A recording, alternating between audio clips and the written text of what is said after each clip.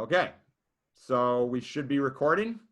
Um, this is Patrick and Adam, and we are going to discuss M. Night Shyamalan's The Village today. So, a little preface: this is now the third of these sort of film discussions I've done. Did one with Adam's my brother, for the record. Adam, you want to say hi before I get going too far here? Yeah, hello everyone. I'm Adam Ratliff. I'm Patrick's younger brother. I'm very excited.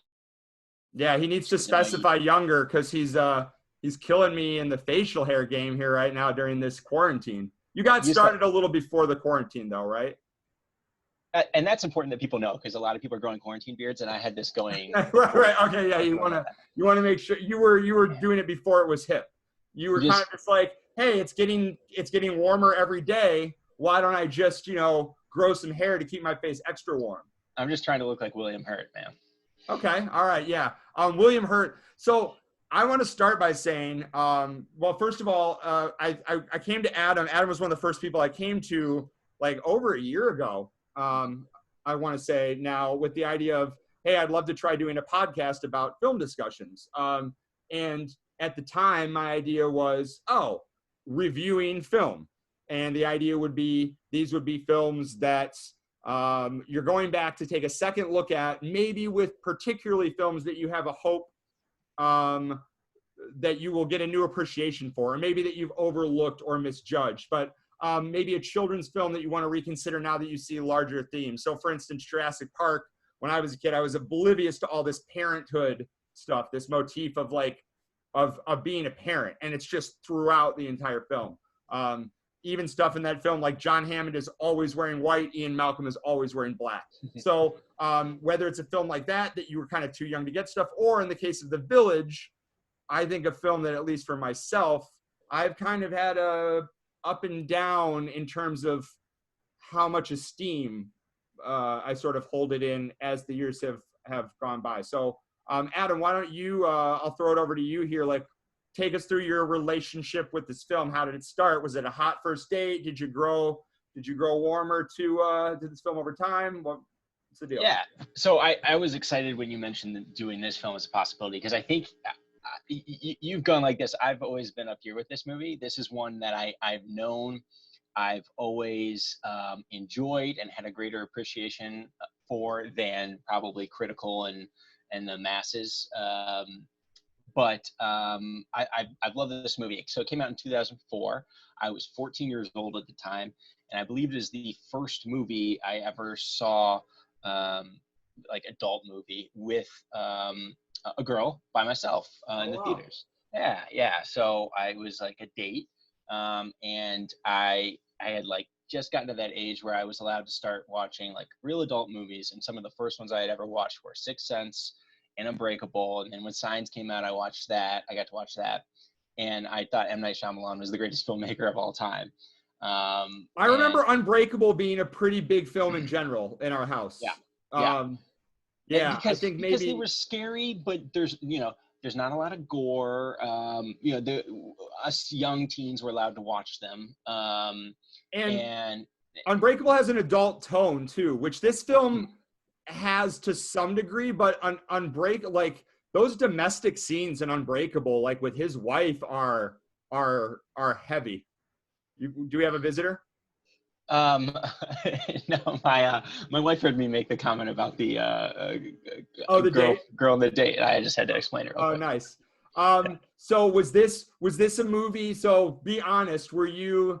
Because I, for instance, like. I often joke that like Castaway is a movie that like I frankly paid no attention to because I went to it on a date and I was just like, oh, I get to take a girl somewhere and get dropped off and get picked up and how long is this movie going to be? 3 hours, right?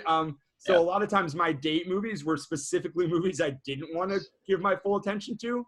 So where were you? Were you like super jazzed about the next M. Night Shyamalan? Like, did you have to kind of like sell it to your date at all? Like what was? No, I was young enough and dumb enough to just be so excited to see the movie, and I didn't care. It's like, oh, she can come too. That's fine. Yeah. Exactly. Oh yeah, we can kind of two birds, one stone. We can hang out and I can see this movie I really want to see. I was very, very excited for it. Enjoyed the experience of the movie in theaters. I've never been kind of a horror movie. This isn't a horror movie, but it was sort of marketed as one. And it Which maybe some, has it plays with some of those tropes, especially with the cinematography. I will discuss later. Yeah. yeah, but so I kind of enjoyed the being scared and seeing it in the theater and the suspense, because that's not something I had seen much of or been into movies that do that. And so I really enjoyed my first viewing. And then, of course, with it being one that has twists at the end, it's one you want to see it the second time really quickly. And I kind of never stopped. I know I watched it. I've probably seen it 10 or 12 times. I watched it a lot through high school and college, and then just rewatched it the last couple of days again and really enjoyed it again. Yeah, so for me, this 2004 was like not a good time for serious movies to be coming out for me. I mean, I'm at the end of high school. I like am like probably playing poker or taking my girlfriend out somewhere and she was Emily, it was the name of my girlfriend at the time, was not a particular movie person. So like my movie watching really dropped off like the last 2 years in high school. And this probably was one that I wouldn't have given full credit because I was maybe being I was pretty cynical at that time. If this had hit me in like 99, Sleepy Hollow is a nice comparative to this. I know you haven't seen that, but that's a movie that came out in like 99 or 2000 that is very similar and was kind of right at that time when I was like, I'm a film buff now. Yeah. And the stuff I really appreciated on this reviewing of the movie was all the quieter stuff and all of the setup. And really the first half of this movie, I think, is kind of fantastic. And I think it's a better movie than I've given it credit for. I think that, I don't know, my brain sometimes does this thing where I just know that there's like a mistake or a fallacy buried somewhere under the surface, but I couldn't tell you exactly what it is. But I could just kind of look at something and be like, oh no, that maze has no solution. Or, oh, like those two premises don't add up to like your conclude. Like there are mistakes that are made in the final act of this film. And we'll probably disagree a little bit maybe, or have some sort of debate on like what exactly are mistakes and what are maybe just choices I don't like. But I think this is fumbled at the finish line. Well, and we should say, for those who don't know, who might be watching this or maybe weren't as aware at the time it came out, it did well commercially. It was not received well by the critics. After Unbreakable and Sixth Sense doing very well, and Signs was bigger than both of those, I'm pretty sure. Commercially, it was, but still generally positive reviews, and this received generally negative reviews. Yeah, it's so like, I don't know. In some ways, maybe M. Night Shyamalan was tragically crippled here in that. I guess a question I have is, was he aware when he was making this that everyone would be watching this movie with the spin of knowing his previous movies and his sort of like auteur approach to films and this idea of sort of twists or reveals and like, yes, and like how self-aware is he and where is he making deliberate choices to like undermine or subvert that? And I think it's like if he had almost stopped one or two story beats earlier, he would have done a completely successful job of subverting my expectations of what he was going to give me and delivering something that all clicks together. But I feel like he tried to both subvert my expectation of a twist and give me a twist. And I think maybe that's where it breaks down. Well, yeah, I think I try not to look up a bunch of stuff on the internet before we did this because I didn't want to just be regurgitating what I saw online. But I read a little bit about the making, and apparently he was very aware of people trying to find out about the ending. A version of the script actually leaked, and the film that came out was the same, except it had a different ending. So it almost suggests that he changed the ending after the script was leaked. Wow. Apparently filming was very secretive, things like that. So I think he was aware, and I think it plays out in some of the decisions he made later in the movie that he was trying to give us 2 or 3 twists because he knew we were expecting one. Yeah. And there is or we were looking for, I mean, and there's this line about secrets in every corner. He knows we're looking for that. He knows that we're going to be actively hunting ahead of time, right, for these reveals. It's interesting to like think that maybe some of the, because I think there's a lot of expository wrap-up dialogue at the end that we honestly don't need, of like really explaining everything. And I wonder if like test screenings or reactions to the leaked script, I wonder how much of kind of the end of this movie is a bow, you know, in response to some criticism. So we're gonna try the sort of chronological approach this time, something that I didn't really do in either of the past two sort of episodes. One was 35 minutes, one was an hour, 2 hours. We're not gonna go 2 hours. So I have kind of the notes that I took, and Adam took some as well here, and I'm gonna kind of go through the scenes, and I numbered the scenes, and we'll jump around, and I made some notes of stuff I think we should particularly talk about. I tried to look, as I was taking these notes, for obviously knowing the ending, I tried to look for moments of foreshadowing or moments that enrich the story once you know the twist. Because I sort of have this philosophy that, and I think this is probably pretty common, that when the twist is unraveled, it should clarify the previously uncanny. So like stuff that you didn't even realize was a little bit off in The Sixth Sense, for instance, in that dinner scene, when you find out at the end that he's dead, immediately you're like, oh, that's why that scene was so weird. In The Lost Highway, which was the last one I did, there's this scene at the beginning that I'm pretty sure is, we're seeing basically what a arrested person is telling the police, his side of the story. And the way the detectives behave in this story that he's telling is the exact way that detectives would behave to someone they're questioning whom they think is guilty. So on the first pass through, you're like, why are these detectives being so aggressive? And then at the end, you're like, oh. So I don't think the twist at the end of Unbreakable is really a twist that like super enriches that movie. I think it makes that character's motivation suddenly make sense. But I think what's interesting about that movie is just this idea of this really borderline superhero who like, still at the end of the movie, we're like, but is he? And The Signs is clearly a slow reveal of information, and the twist is sort of that there isn't a twist. I mean, you have the coincidence, right, of the swing away Mel and the water, and there's this idea that it all kind of works out, but the aliens have been real the whole time. It isn't whatever kid that Mel Gibson's always trying to blame it on who lives down the road. So here we go. Actually, real quick though, before we so we're going to be talking about reviewing, I want to go back and, do you remember your first time watching this, whether you, let's call them the two big twists, that it takes place in modern day and that the monsters are not real. Do you recall whether you saw either of those coming? I remember being surprised, and spoilers, by the way, this point forward, okay? Spoilers. I remember being like, oh, but then not really surprised at all when we found out it was modern day. And I remember thinking that something was clearly that the people of the ones of whom we do not speak, whatever they're called, that they definitely seem like people in costumes. But it's funny, I don't have a great memory of the first time I watched this. I remember liking the tone. This kind of Crucible stuff is right up my alley. So, okay. Anyway, we open on a black screen with our titles, and we have infinite actors above the title card. It's like almost everyone is top billed. Joaquin Phoenix, first billed.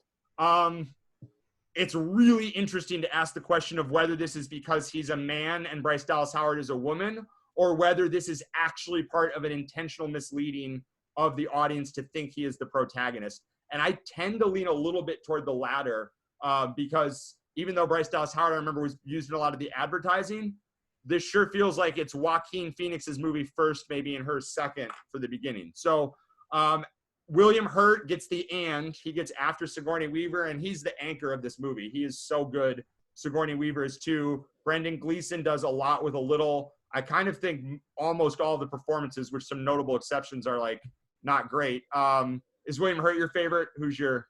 Yeah, when I was just rewatching this weekend, it was been years since I had watched it, and I was trying to remember why I liked it so much. And the number one thing I think is William Hurt's character and performance. Yeah. Anchor is a good word.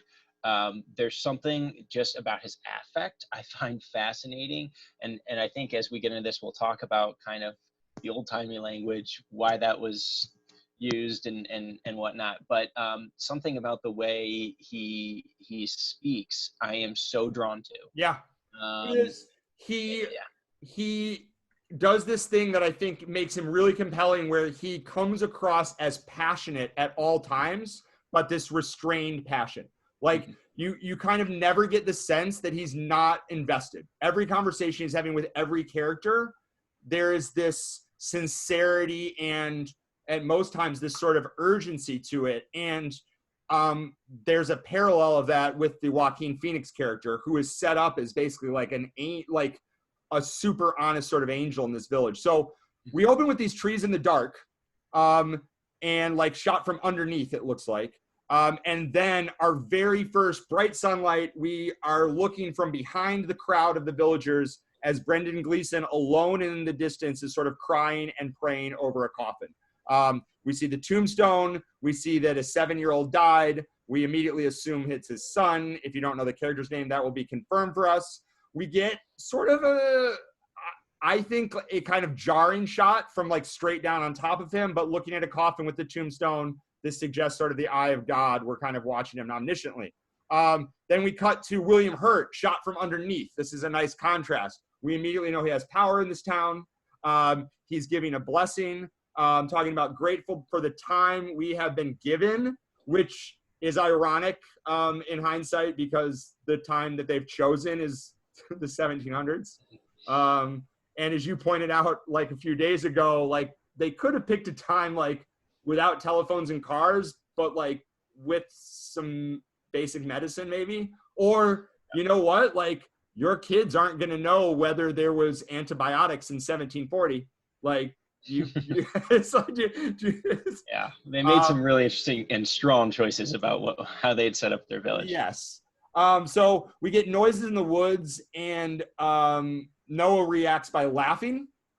But Patrick, we're led to believe, tell me if you disagree, we're led to believe this because we don't find out in this scene how the boy died. We find out later. We're led to believe he was killed by monsters. Oh. I mean, from watching the trailer. Yeah, we were going to open with the trailer, but we didn't. But okay, yeah. Based upon all the ad promotions, yes, that there's been a toll taken on this town by these things, right? Okay, good. That's the setup, I think. Yeah. Okay, I agree. Noah laughs, but he stops when he realizes no one else is. And Noah is Adrian Brody playing a character who is, I don't know. We're going to talk later. There's the scene, the sort of scene that's the midpoint of the movie. He seems to be kind of very aware at multiple levels of the situation. He doesn't verbally communicate well. He's got some nervous affectations. He strikes me as someone who might be, I honestly don't know what the terminology we're using now is, mentally disabled. Like he seems to maybe have a lower IQ, and there's some behavior that would raise the question of the autism spectrum, I think, were this like 2020 in our modern world. What's your kind of take on his character, his performance? I think it's uneven. I wish they had more clearly defined, what it is he's afflicted with or dealing with. And then, because it obviously, to me, it wasn't clearly defined. There are times when I think he's communicating well with other characters and times when he's unable to. Now, I think some of the laughing and the antisocial behavior at the beginning could be interpreted, we find out later, as more intentional, but uneven, I think, is how I would describe the performance, and just kind of confusing. Yeah, and in terms of plot function, it is necessary, and also on a thematic level, that Noah has issues with boundaries. And that comes up, and that's actually set up and paid off pretty well with the dialogue with Bryce Dallas Howard early, and sort of his process when he, when he has his accident, as it's described by some members of the town later. He also is the first character we learn that has gone into the woods. It seems he's gone into the woods. He doesn't seem to take the warning seriously, and we, at the beginning of the film, I think, are supposed to assume this is because he's simple. And at the end of the film, I think we are supposed to know, as you pointed out a couple days ago, that he laughs because he's in on the farce. Yeah. Right? That's how I view it. I think he's in on it from the start. Yes. And that makes sense then. So, like, what he doesn't understand are, like, the lies and the hypocrisy. And I think that we ultimately see that that's, like, he can't handle his human emotions at a certain point, but there are hypocrisies sort of throughout that are set up for and lies that are there for this, the purpose of security, safety. And that sort of, if this film asks a moral question, that's the question it's asking, I think is and William Hurt literally asked it at the end of the movie, do we keep doing this? So we get some nice camera work here. We get a solitary watcher in a tower at night. We're looking into the forest. This sets up the idea of a boundary. We get some nice string music that intensifies. It's going to be a sort of a leitmotif that connects to the forest. We get a shot of the river, and I actually had to rewind it because there's a reflection of a person walking kind of in the creek, and I thought it was just trees at first. But this is a nice sort of, again, this idea of horror tropes. The camera work is leading us to have a horror interpretation quite often. You mentioned the old-timey dialogue. William Hurt walks on in the next scene. We have a group of kids standing in a circle, and people in a circle and circles in general come up a lot, and they're looking down at something. Yeah. And he's like, what manner of spectacle has attracted your attention so? And it's interesting, and this is good for building tension. The kids don't react at all. There's no, oh my God, here comes an adult. There's no, like, we're guilty. There's no sort of shocked out of their reverie. And we see that it's is it a puppy or a coyote or fox? Yeah, little dog is kind of what I thought it was. Yeah, although we don't see a ton of dogs running around otherwise. The second one looked like a fox to me, but it's a small canid of some kind that has been skinned from the neck down. We cut inside to the schoolhouse, presumably the lesson that comes right after. And William Hurt, this is fantastic from a teacher's point of view. He gets the kids to propose the idea he wants to challenge, right? By setting them up, like, what could have happened? And then a kid goes, those we don't speak of it killed it. And he goes, there it is, right? Which is funny to us because, like, that's the reaction he wants. And then he goes, why would such a notion come into your mind, right? Then he sort of dissuades them from this notion. This was so fascinating to me on a rewatch that they're doing this on a secondary level. They are setting up, we're going to find out that the elders have been complicit in setting up these signs that maybe those we don't speak of have breached their borders, but they set them up so that they can knock them down. And it's so much more effective psychologically than if just all the adults were getting really freaked out. Yep. Well, part of, I think, what they want to instill is mystery and unknown, right? I think the more questions there are, the better for their story than there just being answers. And you know this probably as a teacher, Patrick, but I'm a lawyer, and one thing that I know is someone's conclusion that they come upon themselves is much more powerful to them and will stick, and they'll stick through much more than just being told something. Yeah, because so that's what he's doing with the children. If they build up this mystery, they're more powerful than just having the elders tell them there's something in those woods that's scary. Yeah, that's good. That's a good point. We get a jump cut, like a dramatic cut here after he says it's a truce to an elders meeting. I never caught this before. They're sitting there knitting. Like, this should be so obvious that, like, they're not worried at all. They're like, three of them are knitting. They're talking about something super casual. They're talking about some sort of, like, bird festival or ceremony. We get Lucius, who comes in. This is our introduction to Joaquin Phoenix. He's reading a letter that he's written. It's very precious. I think he says the end at the end of it.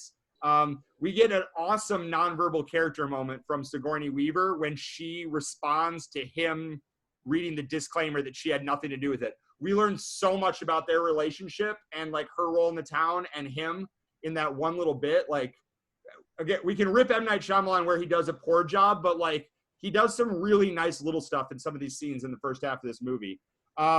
We get the interesting idea here that Lucius takes the formality of the village more seriously than the people who have created the system, which I think is interesting. Like, in a way, he might represent the opposite of, I don't know, is he the opposite of Adrian Brody? He takes their purpose and their values so seriously that he has to challenge this one, because what his letter asks is, can I go into the towns and get medicine so we can present future deaths, like the death of the Wilson boy. I forget his first name, but Brendan Gleeson's son. So, yes. So one thing that's interesting there is, so I've got kind of a theory is much later in the movie, as we find out kind of how they came to the town or the village and when they did, it seems to be that Lucius might be the oldest non-elder there. In the picture that we have of all the elders before they come, there's one baby. Sigourney Weaver's holding a baby, and so he knows that there's medicine in the towns, and that's another interesting thing. Yeah. Is like there's little bits of, and I think as we kind of go to the next scene, I think the two guys at the top of the watchtower are talking about the towns, and they sort of know some things there. And it's interesting whether,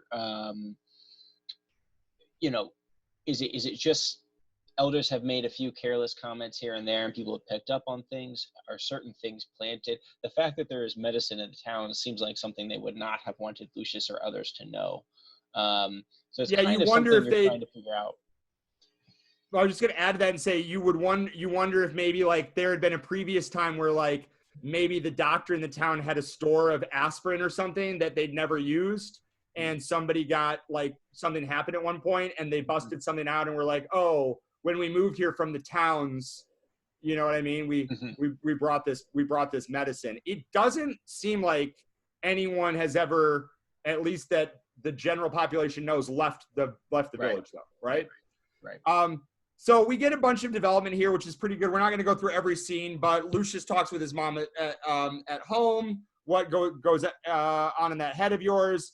He leaves. He gets out of the conversation by saying he promised to sit up with the guy who has watch in the watchtower that night.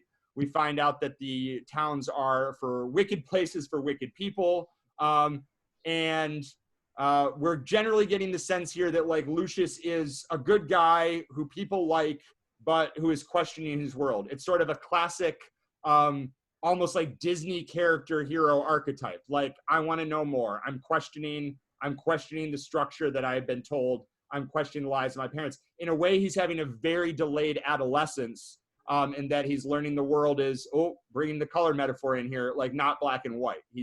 Right.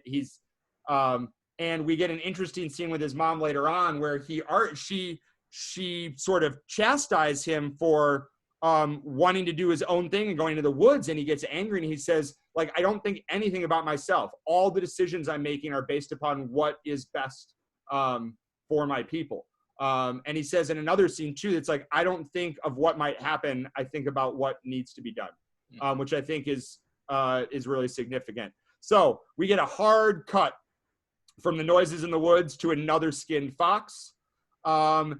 This to me on a rewatch is like, okay, Lucius is asking to go into the woods. Like, we need to dramatically dissuade him. We get an assembly of the elders. They are not in a circle anymore. Now they're in a line, and they're always, when they're having these town meetings, on this raised platform above the town members. Sigourney Weaver says, keep watch for this coyote. This other woman who kind of seems like she wants more power at sometimes, but then ultimately helps William Hurt, like joins her on the stage, which is like a weird piece of blocking for a moment.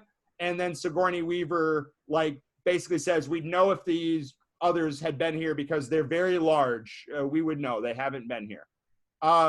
Transition scene, everybody's leaving the meeting. Kitty, who is Ivy's sister, and William Hurt, who is her dad, are walking. And we get this nice foreshadowing line from William Hurt. It will all be over soon, because obviously the elders are in control of this little scare tactic.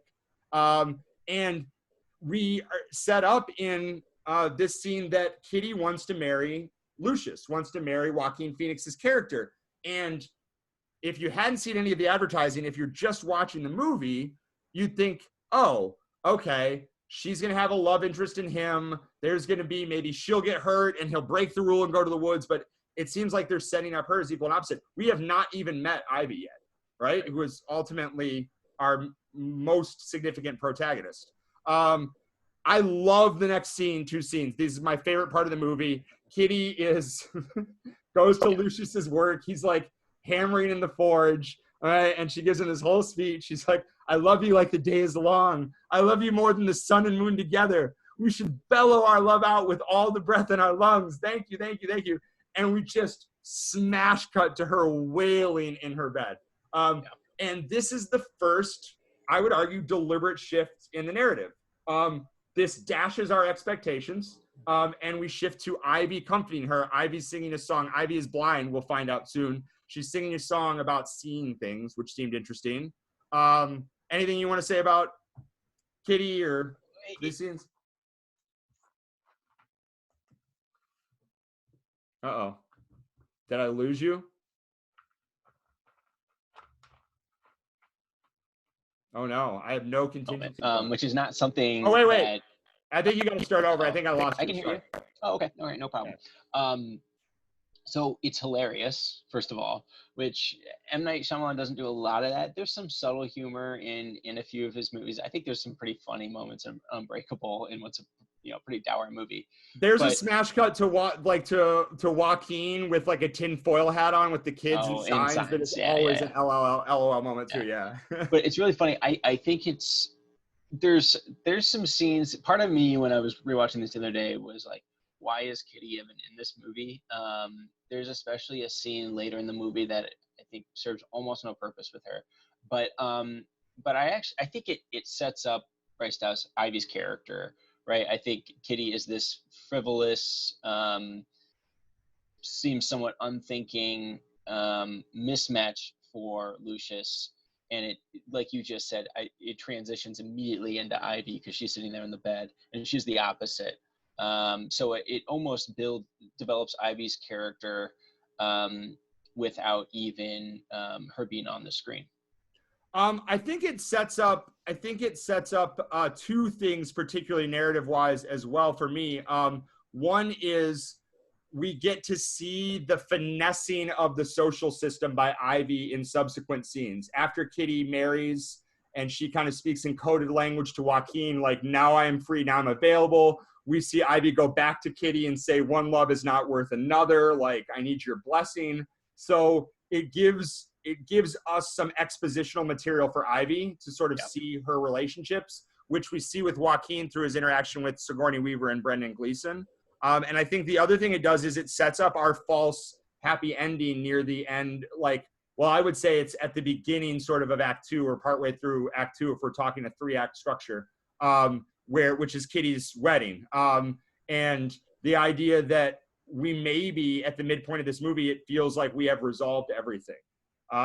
It makes me think of, in particular, the musical I was in that you came to see, Into the Woods, which sort of ends with these weddings at the end of the first act. And you're like, okay, everything's solved though.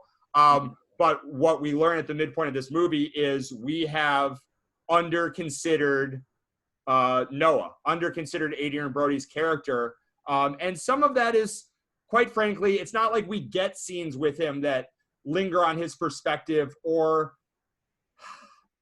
I don't know that we've been properly set up that he has a strong and maybe even sort of like lucid and mature romantic attachment to Ivy. I think we get a sense that she's nice to him and has made an effort with him.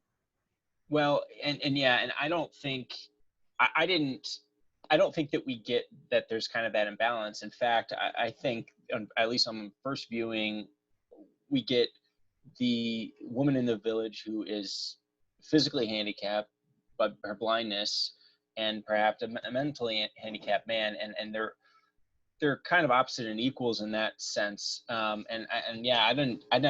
not sure we were supposed to, or maybe we're supposed to, and we didn't strongly get enough the imbalance between them in her maturity and ability to handle everything versus his. Yeah, there are times where it feels like she should figure stuff out when she doesn't. We'll get to some of those later. We see Lucius delivering firewood to Brendan Gleeson's character, August, whose son died. We find out that Lucius and Brendan Gleeson's son were both quiet. Brendan Gleeson's son was like 7, though. Yeah. So, like, this is... it's a weird comparison. Like, and Joaquin Phoenix seems, frankly, a lot older than most of the other sort of, like, children. I know he's kind of trapped in the middle, as you pointed out. But we cut back and forth between this scene. This is a really interesting contrast that shows Lucius's separation from his peers, because we cut back and forth between this scene and the boys playing sort of watch me on the tree stump by the edge of the woods, which that's a setup that we'll get a payoff later. The next day, we end that scene with Brendan Gleeson being ever so subtle as he looks over into the corner of the room at the black box sitting in his living room. And he talks about how you can run from sorrow, but it will find you because it can smell you. And we get one smell reference later in the film, which is maybe a payoff. But it would have been nice if, like with the color, they peppered in a little more of these other senses. Because it seems like there's a little bit of, there's definitely deliberateness with the color. But this idea that being blind, like it's not all about what you see. Right? There are these other senses. We go to our next scene, which is in the schoolyard. Noah has whacked someone with a stick again, and he's wrestling with 2 other boys who, for whatever reason, don't get punished. We hear a child say he ought to be punished, and we see Ivy, who maybe is in charge of these kids right now, maybe isn't, like, because she just leaves with Noah.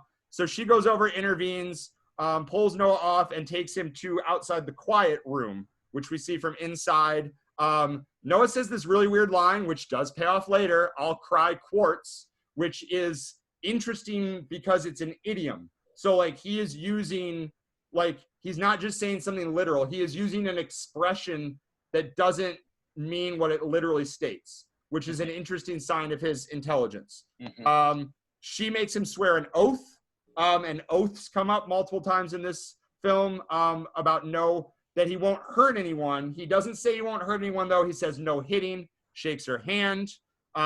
They race to the resting rock, and it's notable that Ivy sort of cheats here.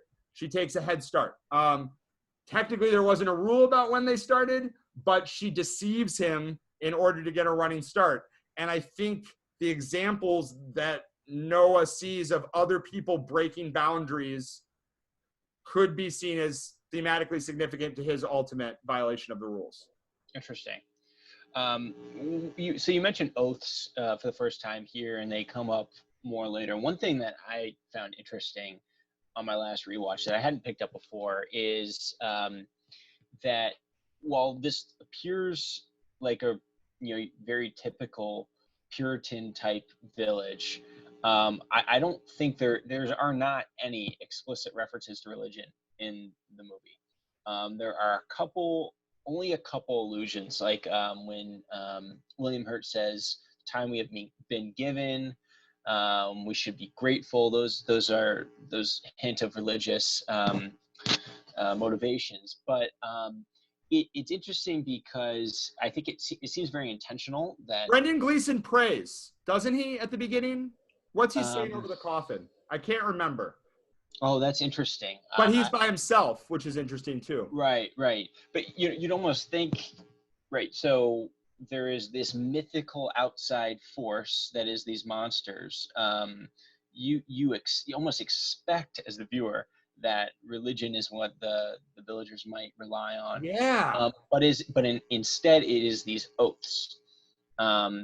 And so there's this, and then there's the big oath that we find out about later that the elders have all taken. It does not appear to be an oath to God.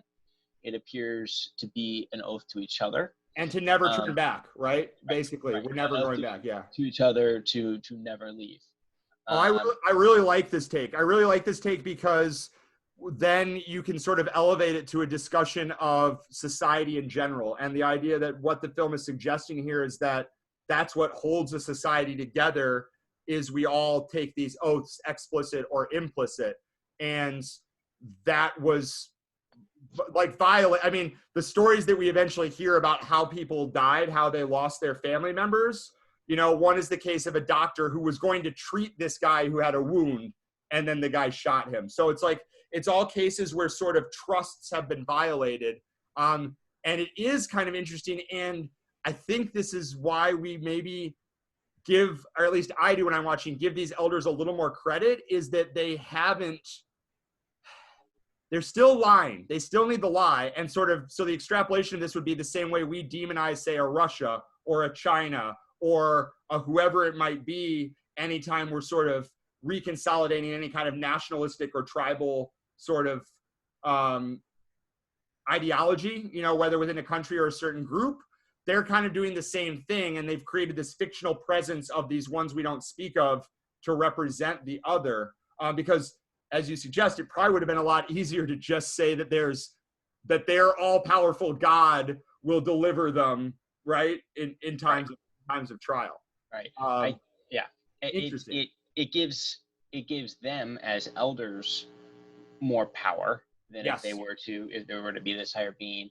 And I think one of the more maybe cynical takes I've had in the last day or so thinking about this is that it really all is about power. And I'm going to stop there, because I think when we get to the decision that the elders make at the very end to keep the village going, I think that comes into play. So I'll just kind of foreshadow that. We can talk about it. And I'll tie that back to the scene with Brendan Gleeson that we just left, where he says, misery will always find you. This idea that what they've done in creating this community is to try and take back their power of preserving and determining their own lives, and that might be futile. And again, something we'll try and tie up if we can at the end.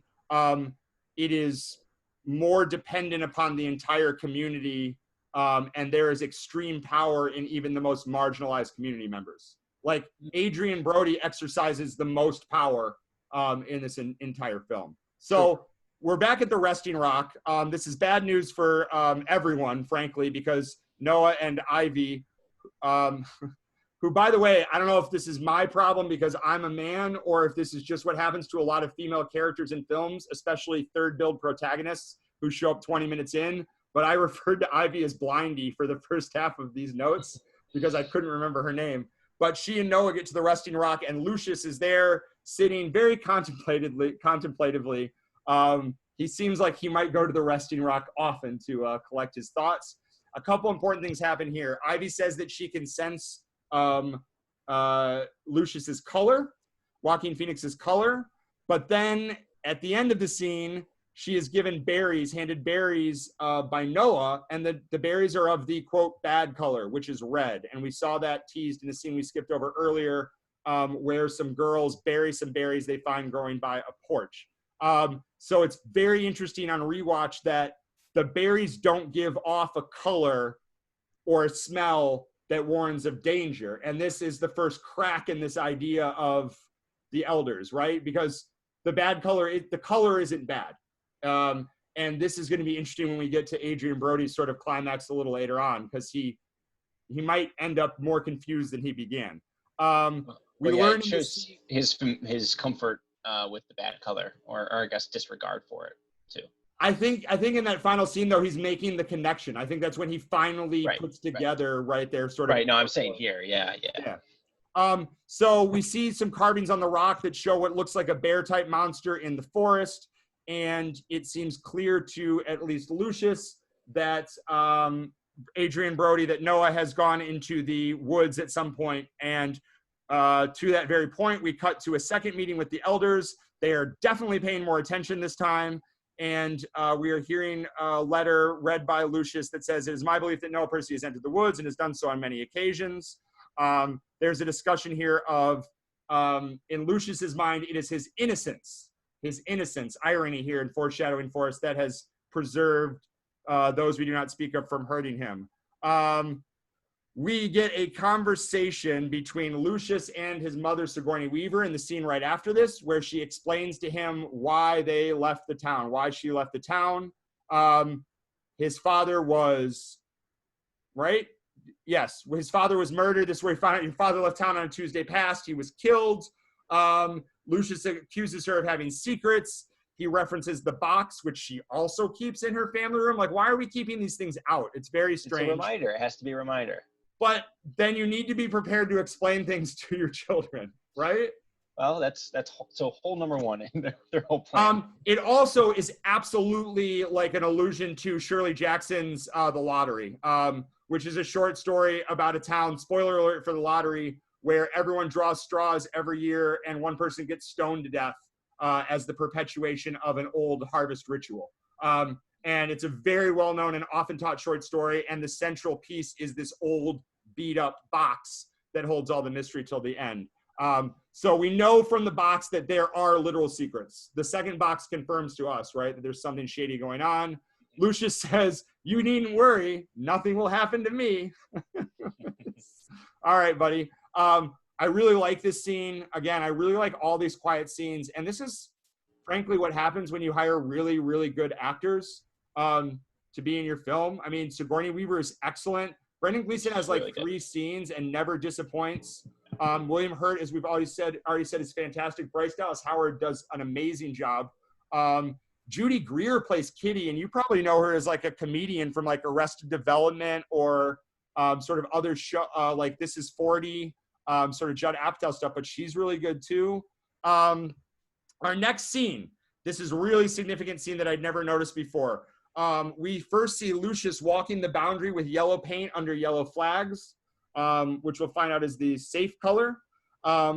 He goes into the woods just far enough to, we find out, pick some red berries that match the ones Noah has taken before.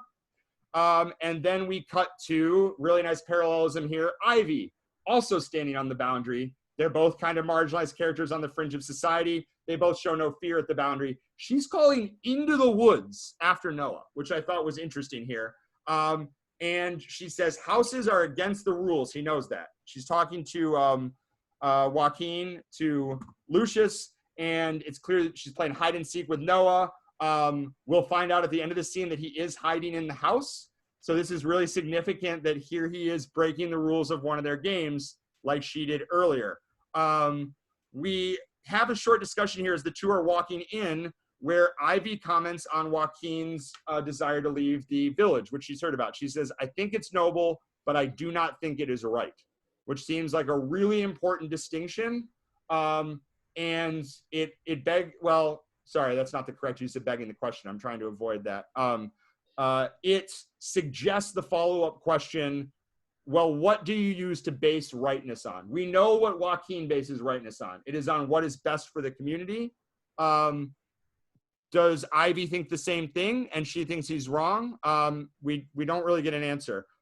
He just straight up asks her if she's angry she's blind, which I think is funny, but very much in his direct way. She says, I see the world, Lucius, I do, just as not as you see it. This is bordering on sort of trite exposition for me, but it's all right. We see that Kitty, we hear that Kitty is to be married. It's been like a day. She's ready. She's ready to move on with her life. I personally think great match, by the way. We see the guy later at the wedding. Like, it's perfect. And I love how happy she is playing inside with these babies. Like, Kitty is over it. She's moved on. She's kind of simple. And this scene ends with us seeing through a window from outside that Noah is hiding in the closet in her house. And what's your take here? Does she know he's in there? So it's impossible she doesn't, right? So there's actually a couple spots in this movie where you kind of, and maybe this is, I'm just spouting more myth than actual science. I've always kind of just, the impression that people who are blind are supposed to have a better sense of smell. I don't know. There are multiple instances in this movie where I thought she would have smelt something that she doesn't. He's so close to her. But I actually think it's an interesting shot, as you mentioned. It's from outside. It's kind of creepy, yes. And even his pose is creepy. Yes. I think it shows his pose mirrors his pose at the end of the film. Yeah, yes, it does. It shows him in kind of a menacing, creepy way that we haven't seen him before, which I think is significant.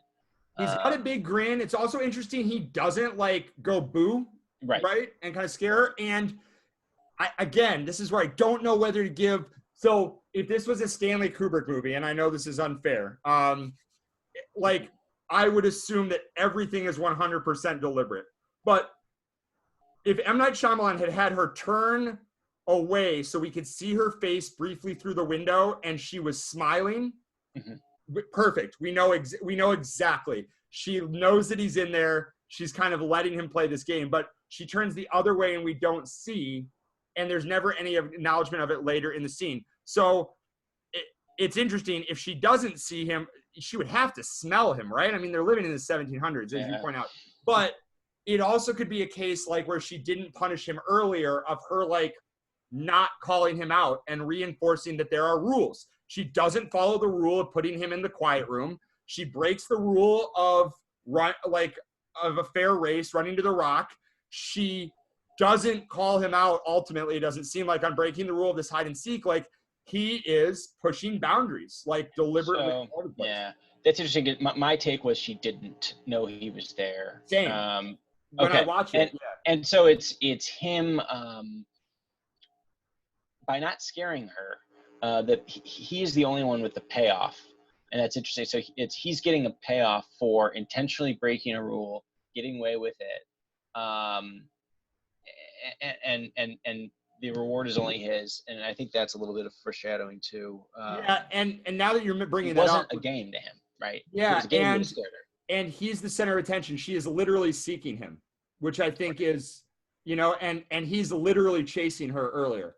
Now, whether that's accidental, like metaphor, or intentional, that works really well when you stop and consider it. So there's really nice parallelism and 3 sets of shots here. We go back to the Watchtower, back to this sketchy guy who I think is in Boardwalk Empire. I'm not sure if it's the same guy, but I kind of like this actor. This time, it's not just sounds in the woods. There's a banging on the trapdoor under his feet. He rings that bell, which is cool. We see the bell, and I have an image we can bring up of the bell here. But we see, well, this is a different bell, I guess. But the ringing of the bell sort of alerts the town, and we have a nice escalation here. This is the 3rd visit from the others. There's been this nice progression, or seemingly. I think we're supposed to think here, this is those who must not be named, whatever they are coming. And we get this scene here where Ivy lingers at the door because Lucius is still outside, and Lucius, like no other way to describe it, rescues her, sweeps her into the house, shuts the door. We've got this cool shot stolen directly from Sleepy Hollow, but of the sort of trapdoor into the basement. Only in Sleepy Hollow, the people in there get their heads cut off. In this, it's kind of the safety for Kitty and the children. Lucius sweeps in there with Ivy. They're holding hands. And I took some notes here that is like, okay, Lucius saved someone. Now we get this idea that he cares about her more than anything. She doesn't want him to go to the towns. So maybe now here's going to be our conflict. Will something happen to her and he goes to save her? No, it's actually going to be the flip of that. Something's going to happen to him. So this actually does kind of work, that he's setting us up with Lucius as kind of the hero here, and he's going to flip it on us. We cut to a town meeting. The elders are now standing on a raised platform, right? And Lucius, on the 3rd pass, is no longer comfortable reading his own notes. So this note is delivered to the front, and this note is read out loud that acknowledges that he has brought this burden upon them because he ventured into the woods to get some of the berries. I had a question here as to whether they knew he went in to get those berries. What was your take there? Yeah, so my take was yes, because there's kind of the pattern through the first half of the movie of every time he does something, whether he writes a note, even expresses interest in going, then those who must not be named escalate. So when he goes in to get the berries, if I'm not mistaken, there's another guy in a yellow cloak like nearby who my guess is just he saw him and reported him. He also says later, Joaquin also says later that he saw those of whom we don't speak in the woods. Yeah. Which I think we're led to believe very late in the film that at least William Hurt thinks that Brendan Gleeson has also been sort of stirring stuff up. So, but it could also be that was Noah out in the woods. So The elders go through this. Noah gets up and William Hurt gets up, and there's this weird interaction where Noah kind of laughs at Joaquin and says he's in trouble. Probably because Joaquin got caught and Noah hasn't been called out on going in the woods yet. Also, we're going to find out later that at least in Noah's head, there's a rivalry here. Or Noah knows it was him that he saw. Say again? Or Noah knows that it was him that he saw and thinks. Yes. Okay. And he's like, ha ha ha ha ha. Okay, nice. I love, like, I want William Hurt to like be my like grandpa or uncle or something in this scene. The way that he, like, he's so good as like a town leader. The way that he knows in this moment that he has to like, he says, "Do not fret. You are fearless in a way that I shall ever know." So he's not going to condone or dismiss or say that Joaquin's behavior wasn't bad, but he knows to acknowledge, like, he knows why Joaquin is doing what he's doing and knows it comes from a good place. And the virtue of sort of Joaquin, and I keep calling him Joaquin, I should call him, the virtue of Lucian and Ivy's sort of souls and actions and the good intentions at their hearts are kind of the key of what allows them to push this boundary and eventually kind of save each other. Well, it's what they wanted to protect with this village. Yes. Right. And that's the struggle, the inner struggle, I think, that William Hurt's character Walker is acknowledging in that moment. Is we've constructed this village because these two characters are innocent and pure in a way that others aren't. And he's just in awe of it, but also we know feels threatened by it, which is why the elders are escalating their actions. Yeah, and as you point out earlier, he is the first of the next generation to be coming of age. So this is not something they've had to deal with. This is a questioning of faith, right? That normally would be a 14-year-old who's like, "Why are we going to church?" You know what I mean? But here it is sort of like, "Well, why can't I walk to school, Mom?" Or like, "Why do I have a bed?" Like this is the first kid who has questioned the sort of hierarchical structure of their society. We get some nice parallelism here of like end of first half of movie to beginning of first half of movie, because we get another feast. This time, sort of ironically, almost in a way, it's very happy. There's been a catharsis. We know it was one transgressor, and here we have Lucian has become a sin eater for his community. His doubts and his desire to go into town and get medicine to stop a death, like his desire to sort of break the structure of community to save one life, is a feeling that many have. And it sort of perfectly has resolved itself in that they have used his mild transgressions to set up a scare tactic to get everyone else back in order. But he has also been reassured maybe by seeing something that the woods are dangerous. We get also a marriage of Kitty and her husband. They seem happy and seem to be looking at sort of Lucius. Yeah. You skipped them throwing the offering into the woods, and I wanted to ask you. Oh, I did, yes. So I wanted to ask you, most ridiculous thing that the elders make them all do that would have been completely unnecessary. A, speak in old-timey English. B, go around, it seems nightly, and paint these poles with this beautiful yellow paint. Or C, throw this perfectly good meat that they could all eat just onto this rock into the woods. Well, okay. The paint is a problem, which I was going to bring up, because where are you getting all that yellow dye? Right. Like, we don't see any berries of the good color. Do you know what I mean? Paint too. And it is like some legit yellow paint. Yeah. I think what they're doing, and I only caught this time because they cut the head off. Even though earlier they said like the skinning of the animals wasn't something those not speak of would do, I think they're now acknowledging that it wasn't coyotes and it always was those people, that they're giving it a body with skin on it and no head. So it's almost like they're like, oh, clearly they're telling us what we need to give them to appease them.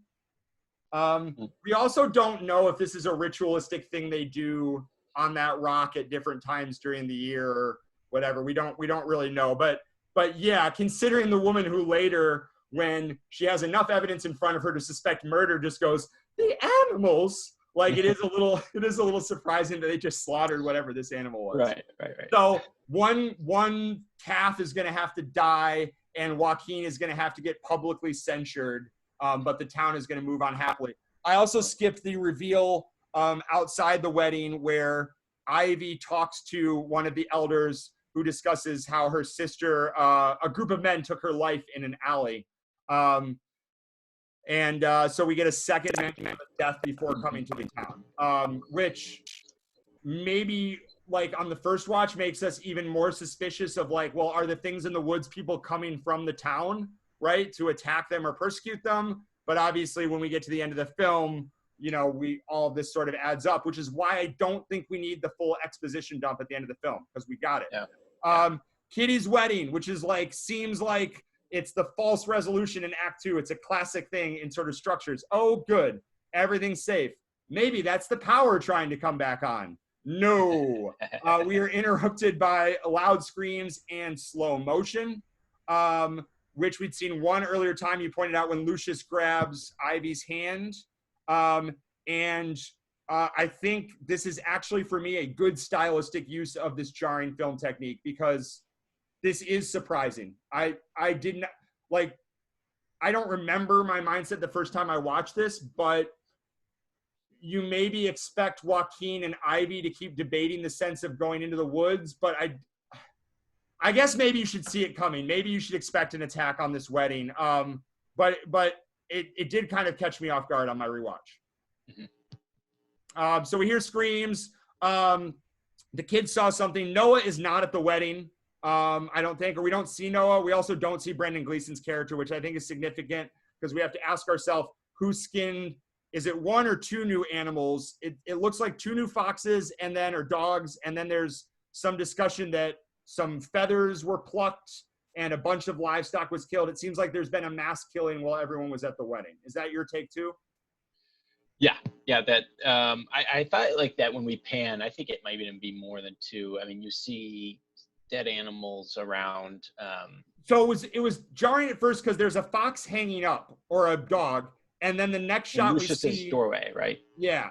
Yes. And then the next shot we see is one on the ground. And I couldn't tell if that was the same one cut down. Mm-hmm. This is the Kitty shot I don't think we need. I don't need Kitty's stunned reaction to this animal. We're done with her. Like, I don't want to be rude, right? But like, we don't really need her function in this. There's another maybe extraneous scene later. We get a really interesting two shot, which mirrors, I'm just realizing this now. Sigourney Weaver and William Hurt face away from each other and are standing in this scene. In the very next scene, Lucius and Ivy are sitting down facing each other. So there's this awesome sort of jarring parallel here. My take is that they have also taken an oath not to have relationships with each other or something. We're going to hear later that like William Hurt is going to basically imply that he can't give his love to Sigourney Weaver, but we know that he has feelings for her. And I'm not sure I've fully sorted that out, but they stand facing opposite from each other. And this is the first time that we as the audience, I think, know for certain that the elders are scared and don't know what's going on. Yeah. So it's what is the extent of that oath they took is kind of a good question. And again, it doesn't appear to be kind of any religious objection to relationship with her, but we do know William Hurt's married. Or is at least with one of the other women. Oh, really? Elders. Wait, he is? That was my impression throughout. The one woman who doesn't speak very much. Oh. No. The one who confronts him at the end and convinces him to allow Ivy to go. Okay. I always understood that as Ivy's mother. Wow. And I believe there is a scene either between her and Ivy or her and Kitty where we know it's their mother. Wow. Okay. We need a scene. Then we need a scene with William Hurt and his wife where she knows of Sigourney Weaver to pay that off. Because that's actually a really nice, because that fits with the whole oath theme, right? Mm-hmm. This idea that no, he honors this and he will sacrifice his own happiness to uphold this society and the societal norms. I'm glad you caught that because I did not. That's really significant. So we get this is the best scene in the film, maybe. It's the central scene. It's like, I counted about 60. It depends on how you break them up, like 55 to 60 scenes in this film. This is kind of right in the middle, and it's very close to our midpoint. We get a conversation with Lucius and Ivy. And the two things I want to point out here is, one, he goes into this monologue at the end, and basically he basically hasn't been speaking up because he is overwhelmed with emotion for her, that like he just hasn't let himself express. And he finally expresses it. And we see how she has facilitated this expression from him and has kind of teased this out of him in multiple scenes. And his, I think, action of sort of grabbing her hand in that earlier scene and kind of being compelled to do that in the moment has loosened things a little bit. And he starts by kind of yelling at her. And there's a great symmetry to this, because one of the first things he says is like, no, I get to ask you to dance with me if I want to. You don't ask me. But after he goes off at her and then says really nice things at the end, he's like, and of course I'll dance with you at, like on our wedding day or whatever. I love to dance. So like really, really, was he nominated for this? He should have been. That's a good question. I think the entire movie's only nomination was for the score. Okay. Cinematography could have been nominated. It's tough for Bryce Dallas Howard because she's like maybe not in enough of it for people to pay enough attention. William Hurt also could have been nominated, in my opinion. So they have a great scene of dialogue here. I mean, why must you lead when I want to lead? Why can you not say what is in your head? Why can you not stop saying what's in yours? If I want to speak, I will open my mouth and speak. I actually just kind of love that line. And there's this cool a callback here to, no, I won't tell you your color. Stop asking. Because he asked her how she found him on this porch. And we are immediately, as the audience, reminded of her saying he had a color earlier in the film. So this is M. Night Shyamalan winking at us and letting us know that like he's with us, and he still is here for me. And you pointed out, you want to talk about these rocking chairs? Yeah, so it's something we start to see at kind of critical moments throughout is, well, for now, it's an empty rocking chair. So we see it, I think we see it once earlier in the movie, but in this scene, we see it when she walks out. She passes it to get to him on the porch, and he's not sitting in it, which I think on first viewing, or kind of my first thought is, it just kind of shows him as being a little bit of a different, right? Like he's not comfortable. He's not relaxed, right? Right, right. Yeah. As opposed to just sitting in a chair that's right next to him. Because it's her house, right? He's like on the couch because it's her house. That's true. Yep. And then we see it again as she leaves, walks past him, as you pointed out, Patrick, and I think it's kind of a pretty obvious symbol, like an empty chair, an empty rocking chair can symbolize death, or symbolizes those who are no longer with us. Yeah, and to me also, the idea of not growing old, right? The idea of, because a rocking chair is something an elder would sit in, so an idea of maybe a blank or barren future for them. It's ominous. Yeah, very. It's also a horror motif, right? Like there's rocking chairs. I'm thinking immediately of one of my, sorry, tangent, but like one of my favorite scenes in Lemony Snicket, Series of Unfortunate Events, when Jim Carrey is just sitting as like Stefano, like outside of their rooms in a rocking chair with a huge butcher knife. I don't know if you saw that movie or remember that, but I saw it once. I don't remember that. But M. Night Shyamalan will later use the rocking chair in his own horror movie, The Visit, and it was used heavily in the promo materials for that. So we'll see Adrian Brody in a rocking chair as well. So the idea that like when you go back and rewatch this, the idea that he's sort of spying on them, maybe, or even looking at them, and also that he is maybe relaxing after his actions later. So it's clear they're in love. So Ivy's going to go check with Kitty. Okay, can we get married? No conflict here. Kitty's like, of course, it's great. I don't have any problem with it. Noah. Significant line there, though. I think the one she says, or Ivy says to Kitty, I wouldn't sacrifice your love for another love. Yes. Or one love to sacrifice another love is not right. And it kind of plays, I think, into one of the big themes in the movie is kind of the trade-offs that the elders have made, what is noble for what is right, one love for another love. It plays into those themes that go all the way to the end of the movie. And her use of right here, this is, for the most part, with a couple exceptions, this is a really good screenplay. Her use of the word right here is specific. She doesn't say it's not good or is bad or is unfair, because earlier in talking to Lucius, she said, I think what you want to do is noble, but it is not right. Mm-hmm. So there's an idea here that she is evaluating. And so we can, by extrapolation, suggest that maybe what she's saying in that earlier scene to Lucius is, I understand you want to save the next person, but you putting the entire community in danger by going into the woods is not right. That is not a correct trade-off. That is not your, maybe even that is not your decision to make. We have next the midpoint of the movie. Noah, the only scene between our two top billed actors, by the way, because Adrian Brody, I think, is billed above Bryce Dallas Howard as well. Noah and Lucius come together. Lucius is in his little house, it looks like, or yeah, because you see his desk in the background there. Noah comes. Noah is crying. I love that Lucius knows. I love that Lucius knows here, because Lucius asks, is this about me and Ivy? And he says, I know you were very fond of her. I know she is fond of you. Could he have done better here? Is there something he could have said or done here to let's lay out the scene and then we'll talk about the escalation.